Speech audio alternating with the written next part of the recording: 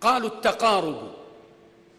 قلت كيف نقارب من بالعقيدة والهدى يتلاعب؟ وبأي ميزان نقارب صائلا بسيوف أحقاد القلوب يحارب؟ قالوا التقارب في المذاهب ما دروا كم للمذاهب في الخلاف مذاهب. قالوا التقارب. قلت أنى يلتقي نجم له ألق ونجم غارب؟ قالوا ألست ترى حقيقة ما جرى مما روى راو وسطر كاتب؟ لغة التقارب والتجاذب أصبحت لغة لها في كل دار خاطب. أولست شاعر أمة في أرضها من كل منتخب غريب لاعب؟ ماذا يضيرك لو تقارب مؤمن ومنافق ومسالم ومحارب؟ ماذا يضيرك لو تقارب ملحد وموحد ومصالح ومغاضب؟ أنسيت عولمة إلى أبواقها ركض القطيع وقولبته قوالب؟ لغة التقارب من صياغتها التي ما صاغها إلا الحقود الكاذب. فعلام تجعل قلب شعرك نابضا ويقوم منك على العقيدة نادب؟ غرد بشعرك في مواكبها فكم غنى لها شيخ وردد طالب. عجبا لهذا الصوت إني غاضب مما يقول وقلب شعري غاضب. يا من يناديني بصوت خضوعه وبقلبه نهر الكرامة ناضب. نبرات صوتك ليس فيها نبرة إلا وصوت الوعي عنها غائب. أنا في صميم العصر أعرف أنه كالبحر يهدر فيه موج صاخب.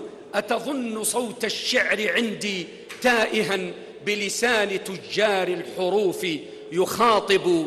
كلا، فإن الشعر عندي دعوة في أفقها للمكرمات كواكب.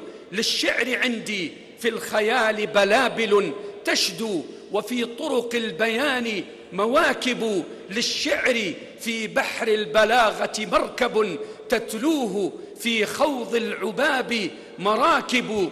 من بحره الفياض يخرج لؤلؤ ووراء لجته تلوح عجائب. للشعر رونقه الجميل ووقعه في النفس إن غذاه رأي صائب. وله دبيب في العروق إذا سرى في نبضه صدق الشعور الثاقب. قد يرسم الشعر الطريق لتائه إن لم تشبه من الضلال شوائب.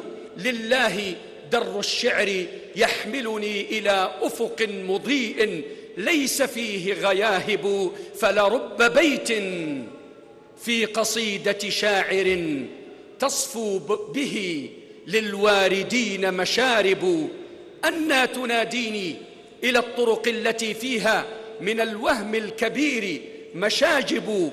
أتظن عولمة الزمان بريئة مما يدبره العدو الغاصب؟